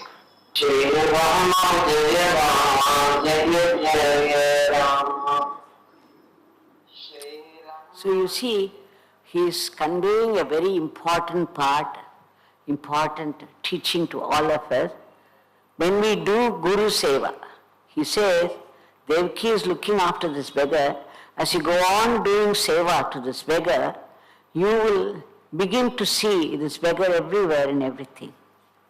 You are that So this Guru Seva is very, very important. He says, when you water the root of a tree, it goes to the entire tree, every branch, every leaf, every flower, every fruit. Like that, a Mahatma is one with the entire creation. And so when you feed a Mahatma, or when you do Seva to a Mahatma, it is Seva to the whole creation. It is offering food to the whole creation. And when you keep on doing Seva, slowly our mind expands more and you begin to see your Guru in everything and in everyone. And you cannot pretend the love that you don't feel. The love wells up from inside. Just looking at people, it's a costless love. You don't love people for something's sake. You just love people because the love wells up inside, very naturally like a spring. And this can happen by Guru Seva and Guru Nama. Bhagavan used to tell me, it is for the most intelligent people. Guru Nama, Guru's lotus feet, the Guru Mantra and Guru's lotus feet will do. This is the shortest and the fastest and the highest path to the ultimate. For the less intelligent people, Bhagavad Gita, Yoga Vasishtam and all those books are necessary. It's just a river. And we all think when somebody reads Bhagavad Gita, Yoga Vasishtam, oh God, they're all very high level people. But Bhagavan said, புத்திசாலி என்ன பண்ணுவானா, எப்படி பிள்ளையார் வந்து அம்மா அப்பாவை சுத்திட்டு வந்து அந்த மாம்பழத்தை வாங்கின்னு போயிட்டார் இல்லையா, அந்த மாதிரி குருவுடைய லோட்டஸ் ஃபீட்டை வர்ஷிப் பண்றதும் குரு நாமத்தை சொல்றதும் தான் எல்லாத்தையும் விட ஈஸியாக அதுதான் ஹையஸ்ட் பாத்துன்னு சொல்றார் பகவான். அதுதான் ஈஸியஸ்ட் பாத், ஹையஸ்ட் பாத், அந்த ஷார்டஸ்ட் ரூட் அப்படிங்கிற. அதனால நம்ம எல்லாரும் இன்டெலிஜென்ட் அப்படின்னு நம்ம சொல்லிட்டோம்னாக்க, நம்ம இதை மட்டும் பண்ணினா போறோம், குரு நாமும் போறோம், குருவோட பாதுகாசை மனசுக்குள்ள வர்ஷிப் பண்ணிட்டே இருந்தாலே போறோம். நமக்கு வந்து எல்லா இடத்துலயும் எல்லார்கிட்டையும் குரு தெரிய ஆரம்பிச்சிருவார். நமக்குள்ள நம்மளே அறியாம ஒரு அன்பு, யாரை பார்த்தாலும் ஒரு அன்பு. When they suffer, you will suffer with them. When they are joyful, you feel a joy. So this love, this is the love for the Guru develops into the love for the entire creation because they are one with the entire creation. அதனால வருது. அதனால நம்ம எல்லாருமே குரு நாம நமக்கு கொடுத்துருக்கார் பகவான் யோகி ராம்சுரத்குமார். அப்படி ஒரு பொட்டன்ட் மந்த்ராவை நமக்கு கொடுத்துருக்கார். அந்த மந்த்ராவை சொன்ன மாத்திரத்துல நமக்கு வந்து ஹெல்ப் கிடைக்கிறது, கைடன்ஸ் கிடைக்கிறது. எத்தனை லீலாசனம் திரும்ப திரும்ப திரும்ப சொல்லி மாடல, அவ்வளவு லீலாசனம் தினம் வேற நிறைய பேர் சொல்லின்னு இருக்காது. அதனால நமக்கு அத்தனையும் கொடுக்கிறவர் தான் பகவான் இல்லையா. நம்ம ராமனை பார்த்துருக்கோமா, கிருஷ்ணனை பார்த்துருக்கோமா, சிவனை பார்த்துருக்கோமா, ஆனா பிரத்யக்ஷ தெய்வமா ரொம்ப எளிமையான முறையில வந்து நமக்கு சாதனையை எளிமையா ஆக்கி கொடுக்குறார். அதை நம்ம யூஸ் பண்ணிக்கலன்னா நம்ம புத்திமான் இல்லை இல்லையா. அதனால எல்லாரும் வந்து நிறைய பகவான் சொல்வார், உனக்கு ஃபெய்த் இருக்கு இல்லை கவலைப்படாத, பக்தி இருக்கு இல்லை கவலைப்படாத, இல்லை கான்சன்ட்ரேஷன் இருக்கு கவலைப்படாத, நாமத்தை சொல்லு நாமத்தை சொல்லு நாமத்தை சொல்லி பிச்சதெல்லாம் அப்பா பார்த்துக்குவார். அப்பானா நமக்கு பகவான் தானே பார்த்துக்கணும், அவர் தான் நமக்கு அப்பா. அதனால அவர் பார்த்துக்க போறார். நம்ம வந்து நாமத்தை சொல்லச்சே கூட எனக்கு இந்த பலன் வேணும் அந்த பலன் வேணும்னு நினைக்க கூடாது அப்படிம்பார் பகவான். ஆனா அது நம்மால நினைக்காம இருக்க முடியாது இல்லையா. we live an ordinary householder's life. There are many problems there, many needs are there. So there is nothing wrong in asking for something. If we do not ask God, we will be asking ordinary people. We'll be holding on to their feet. Why should we? நம்ம வந்து பகவானோட பாதத்தை பிடிச்சுன்னு நமக்கு எது நேச்சுரலோ நம்மளோட சர்க்கம்ஸ்டன்சஸ்ல அதை தாராளமா பிரார்த்தனையா கேட்கலாம். அதுக்கப்புறம் அவர் என்ன கொடுக்குறாரோ அதை அக்செப்ட் பண்ணிக்கணும். அந்த அக்செப்டன்ஸ் தான் கடைசியில சரண்டரா மாறும். அதனால என்ன வேணாலும் கேட்கலாம், நம்ம பகவான்கிட்ட கேட்கலாம், ஃப்ரீயா கேட்கலாம், எந்த சங்கடமும் இல்லாம கேட்போம். ஒரு நாளைக்கு நம்ம கேட்கறத நிறுத்த வச்சிருவார் பகவான். அதுக்கப்புறம் அவர் என்ன விரும்புறாரோ அதை நம்ம ஒரு கோட் இருக்கு ஷிரடி பாபா வருது, I will give you whatever you want until you want what I want you to want. அந்த மாதிரி ஒரு கோட் இருக்கு. அதனால until we begin to want whatever Bhagavan wants us to want, we can keep on asking for whatever we think we want. என்ன, அதனால அது பண்ணலாம், அதில் ஒன்றும் தப்பே கிடையாது. முக்கியம் நாம ஒரு அணுகுண்டு, அத்தனை சக்தி இருக்கு அதில். அந்த நாம ஒரு ஆல்கமி மாதிரி நம்ம லைஃப்ல, நம்ம டெய்லி லைஃப்ல அதை போட்டுட்டோம்னாக்க வேண்டாத அத்தனையும் அது சாப்பிட்டுடும், பண்ணி நம்மளை அப்படியே கிளீன் பண்ணிடும். கிளீன் பண்ணி நம்ம ஒரு பக்குவானமா பகவானுக்கு சமர்ப்பிக்கப்பட்டுருவோம். ஏன்னா அதையும் அவர் தான் செய்யறாரு. அதனால அதை மனசுல நினைச்சுப்போம். இப்போ உங்களுக்கு ஏதாவது கேள்வி இருந்தா கேட்கலாம். டைம் இருந்ததுன்னா. 8 போறது. சரி சரி. சரி. So if there is no time, we will stop at this. We'll conclude this. Anyway, it's a very grand event. இத்தனை பேர் நீங்க வந்திருக்கே, ஒன்னும் கேள்வி இல்லையே? இருக்கு. எஸ், யார் கேட்கிறா? எஸ், நான் தான் கேட்குறேன். மேடம், நான் தான் கேட்குறேன். எங்க இருக்கு? நான் இங்க இருக்கேன்.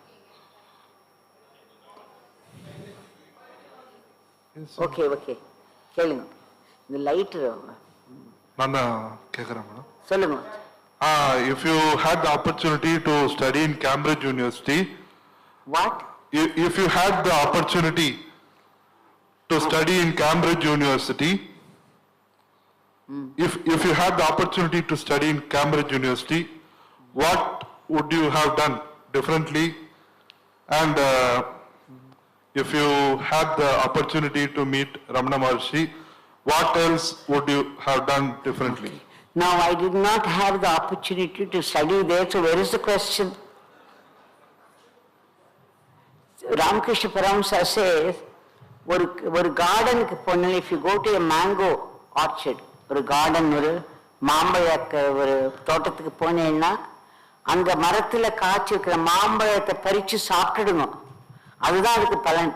அங்க எத்தனை இலை இருக்கு, எத்தனை பிரான்ச்சஸ் இருக்கு, அதெல்லாம் எண்ணின்னு உட்கார்ந்து இருப்பாங்க. எவ்வளவு வேஸ்ட் ஆஃப் டைம் இது. அந்த மாதிரி தான் இந்த கொஸ்டின்ஸ்லாம். நான் if you had it happened to you, what would you have done? How do we know? It has not happened, so the question never rises. Even if I tell you I would have done that, would that be true? How do you know that it would have been only like that? நமக்கு இந்த நிமிஷம் நமக்கு என்ன நடக்கும் தெரியாது. 1 hour from now என்ன நடக்கும் தெரியாது. நாளைக்கு என்ன நடக்கும் தெரியாது. We have absolutely no idea about the future. If we ever think about future, it will be with fear and insecurity. That is why they say don't think of the future. அதே மாதிரி past நினைச்சோன்னா முக்கால்வாசி ஏதாவது bad events தான், யாராவது hurt பண்ணினது, இல்லை நமக்கு நடந்த ஏதாவது ஒரு நெகட்டிவிட்டி தான் மனசுக்கு வரும்.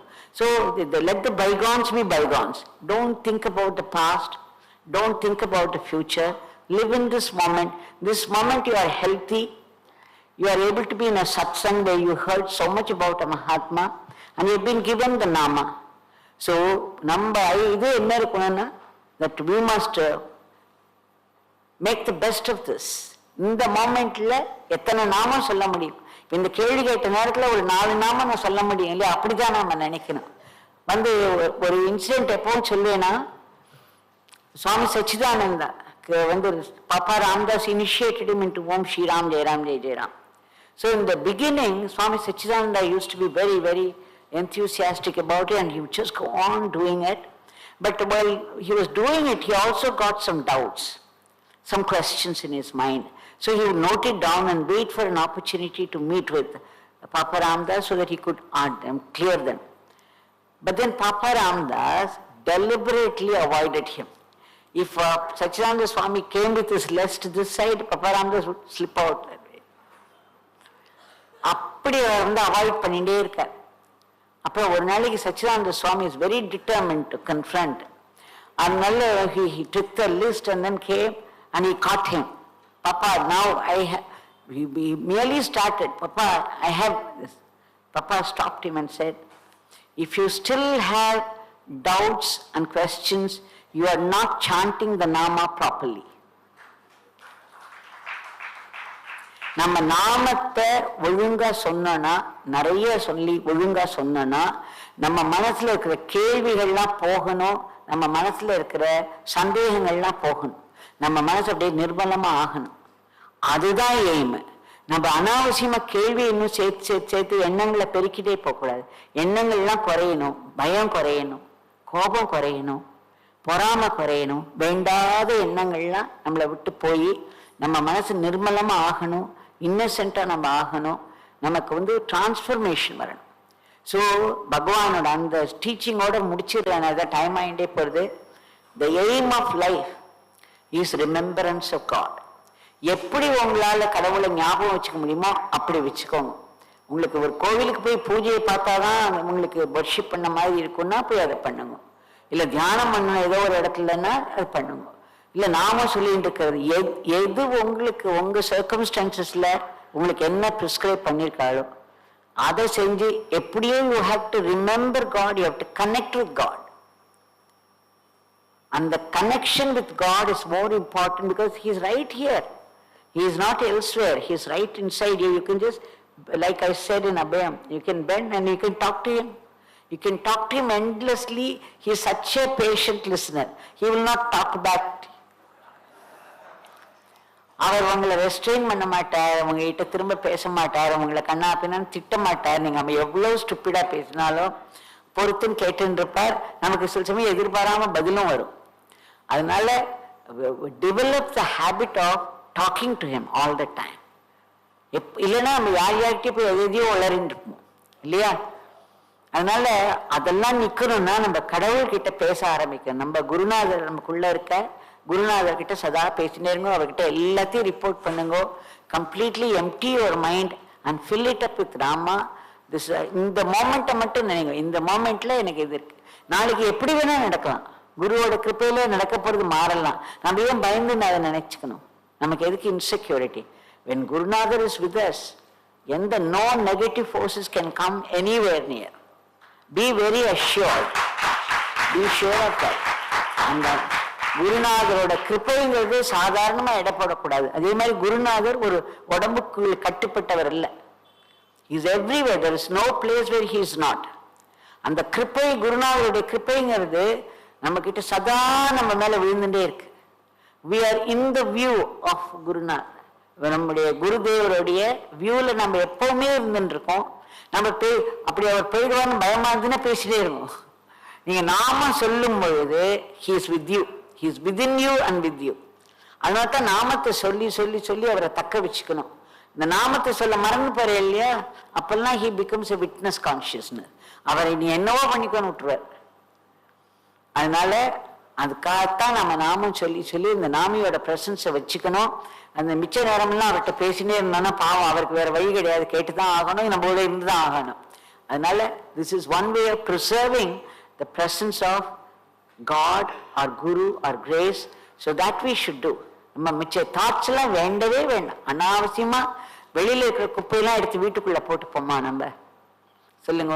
அதே மாதிரி பாஸ்டர் நினைக்கிறவாள்லாம் ஒரு செத்த எலிய ஒரு கப்போர்டில் வச்சுட்டு இருக்கிற மாதிரி, அது என்ன பண்ண நாத்தம் தானே அடிக்கும். அதனால தான் நிறைய பேருக்கு பல ப்ராப்ளம்ஸ் எல்லாம் வருது. ஒரே தாட்டை திரும்ப திரும்ப திரும்ப நினைச்சு அதுவும் ஏதாவது ஒரு நெகட்டிவ் தாட்டை பிடிச்சிட்டு கடைசியில் ஒரு டிப்ரெஷன்ல கொண்டு போய் விட்டுறது. அதனால அதை நினைக்காதீங்க, பாஸ்டே நினைக்காதீங்க. ஃபியூச்சரை பத்தி நம்ம என்ன நினைச்சாலும் தப்பு தான், நமக்கு தெரியாது எப்படி நடக்கும்னு. ஆனா நமக்கு குருநாதர் இருக்க அந்த இன்விசிபிளா எப்படி கொற்ற மலையிலேருந்து கிருஷ்ணர் ஒரு அந்த மலையை கோவர்தன மலையை பிடிச்சாரு இல்லையா, அந்த மாதிரி நம்ம குருநாதர் நமக்கு மேல ஒரு கோவர்தனகிரி எப்பவும் பிடிச்சுட்டே இருக்காரு. அவர் சுண்டுவரில தான் பிடிச்சுட்டு இருக்கார். அதனால நம்ம எப்பவுமே சேஃபா இருக்கும் அவரோட ஃபோல்டுக்குள்ள. அதனால நம்ம let us not doubt anything. கூடிய மட்டும் வாயை திறந்து ரொம்ப பேசுறதையும் நம்ம அவாய்ட் பண்ணோம். ஒரு எண்ணமே நம்ம கிட்ட இருக்கிற எனர்ஜியை சாப்பிடுறது. அது வார்த்தையா வடிவெடுத்துன்னா இன்னும் கொஞ்சம் வார்த்தை இப்படி வம்பா போயிட்டே இருக்கும். அது எவ்வளவு உங்களுக்கு தெரியாது. நம்ம பண்ற புண்ணியம் அத்தனையும் நிறைய வேஸ்டா இருக்கு நம்ம பேச்சுல. நம்ம சாதாரணமா ஏதாவது சொல்லுவோம், அது வலிச்சுடும், அதுல அத்தனை எனர்ஜி போயிடும். வெறும் பேங்க்ல பணத்தை போட்டு செலவழிக்கிற மாதிரி தான் இது. நம்ம ஹார்ட் ஏர்ன்டு எனர்ஜியை ஏதாவது வேண்டாத தாட்ஸ்லாம் சாப்பிட்டுடும். அதனால எண்ணங்களுக்கு ரொம்ப இடம் கொடுக்காதீங்க. பகவான் சொல்வார் என்கிட்ட, மனசை நீ காலியா வச்சேன்னா வெளியில உலகத்துல இருக்கிற எண்ணங்கள்லாம் வந்துடும். அதை காலியா வைக்கக்கூடாதுன்னு நாமத்தினால் நிரப்பு. Fill it up. Fill up your mind with Nama so that there is no empty space where the worldly thoughts would enter and fill up. அதனால அந்த மாதிரி நம்ம நாமத்தை சொல்லுவோம். Let us learn to live in this moment, not imagine things about future, not should we go round and round about the past that has happened. ரெண்டுமே completely useless.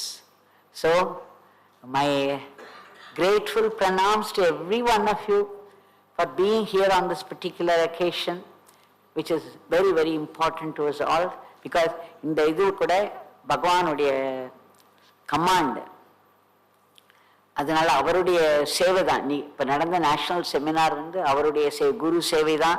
இதுல நீங்க இங்க உட்கார்ந்து இருக்கிறது உங்களுடைய பங்கு அந்த சேவையில. அதனால அதுக்குரிய பெரிய பலன் உங்களுக்கு கிடைக்கும். பகவான் சொல்லியிருக்க, time and money spent on this beggar will not go waste, they will only multiply. அதனால every one of you will be amply rewarded for this seva to Bhagavan. And let us remember, this life is meant for remembering God. Remembering the name is remembering God. Remembering God is living in God, which means security for whole life. Jaya Yogi Ramsuratkumar. Right? Yes? You want to say something? Answer. Question? Okay. She has a question. Yogi Ramsuratkumar amma, நாம sanding நம்ம நிறைய materialistic திங்ஸ்க்காக பண்றோம். அப்போ பண்ணும்போது நம்மளுடைய near and dear ஒன்ஸ்க்காகவும் நம்ம நாம sand பண்ணது உண்டு for their problems to get resolve.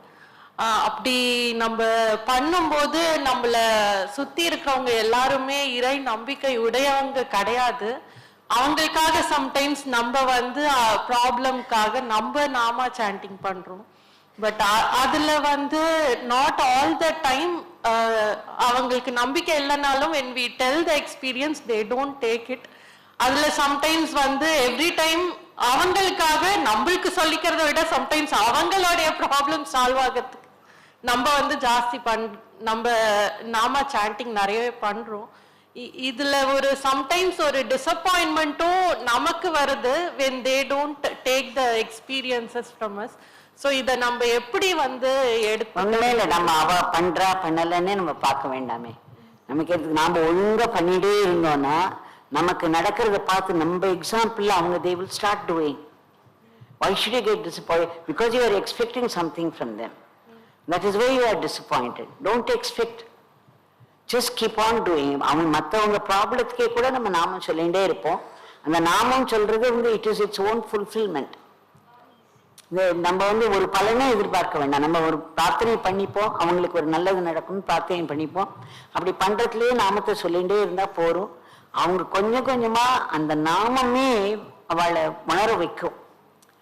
they will begin to feel, பாரு நம்ம என்ன சொன்னாலும் விடாம நாம சொல்றா, இவளுக்கு நல்லது நடக்கிறது, நம்ம இந்த மாதிரி இருக்கணும் அப்படிங்கிற எண்ணம் தோண ஆரம்பிச்சிடும். it is the divine nama that does it. பகவான் சொல்வார், நீங்க நாமத்தை சொல்லும் போது when you are chanting the name, the nama will do everything for you. The nama will start running your life. You don't have to even pray separately. நீங்க பிரார்த்தனையும் கூட பண்ண வேண்டாம். நீங்க நாமத்தை சொல்லும் பொழுது இந்த நாமமே உங்களுக்கு வேணுங்கிற எல்லாத்தையும் செஞ்சிரும்னே சொல்வார். ஏன்னா அந்த நாமங்கிறது என்ன? நாமி தானே. அந்த நாமிங்கிறது என்னது? நம்ம மனத்துல இருக்கிற ஒரு எண்ணம் விடாம அத்தனையும் தெரியுற அந்த டிவினிட்டி உள்ள இருக்கிற அந்த சைத்தன்யம். அந்த சைத்தன்யத்துக்கு தெரியாததே எதுவும் கிடையாது, அதால செய்ய முடியாததும் கிடையாது. அதனால அந்த சைத்தன்யம், அந்த நாமாங்கிறதே நாமி தான்.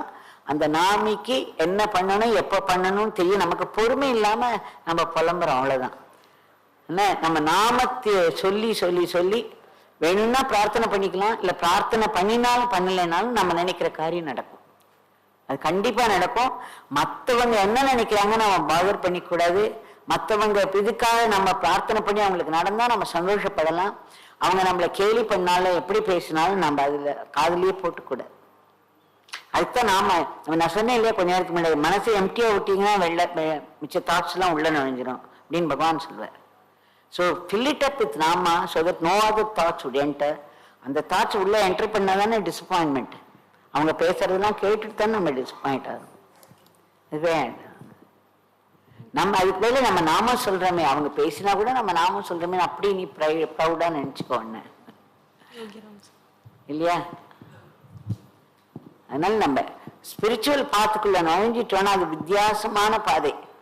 கண்டிப்பா யார் யாரோ என்னென்னவோ கண்டிப்பா பேசித்தான் ஆகும், அது நடக்கத்தான் செய்யும். நம்ம அதையே காதுல போட்டுக்காம நம்ம இதுல போக்கஸ்டா நம்ம மட்டும் போயிட்டே இருக்கணும். S,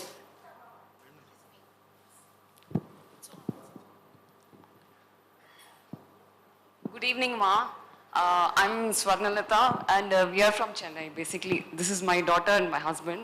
We listen to your daily satsangs, and we are so really, I don't know how to express it. I would say it's an inspiration for many. Although we are not able to come there live and attend to your satsangs there, we make it a point. In fact, I may not even join it live, but I will make it a point to listen it before we go to bed. My husband will tell me, she says it is just the start of day, you're listening to it at the end of the day. I will think still it is for the next 24 hours.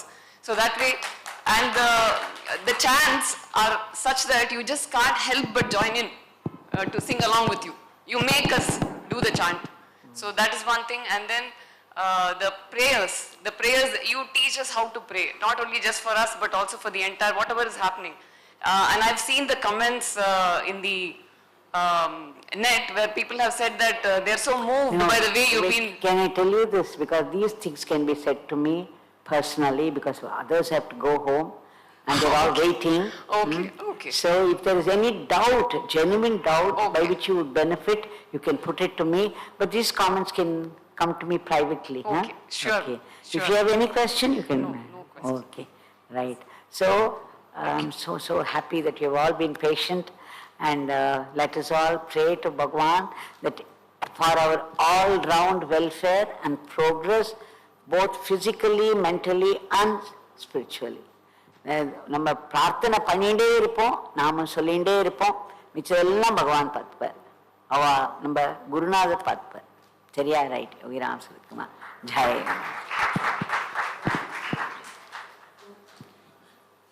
Yogi Ramsuratkumar, Yogi Ramsuratkumar, Yogi Ramsuratkumar, Jaya Guru Raya.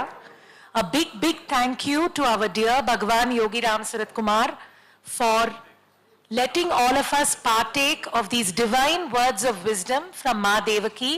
Again, a very big thank you to all of you for being here and making this satsang a grand success. Dear Ma, thank you so much. It was so lovely to hear you speak, and thank you for talking so much about Bhagwan's oneness with so many gods and so many Mahatmas. We were truly inspired. Jai Bhagawan Yogi Ramsuratkumar. We request you all to please collect some prasadam before you leave the hall.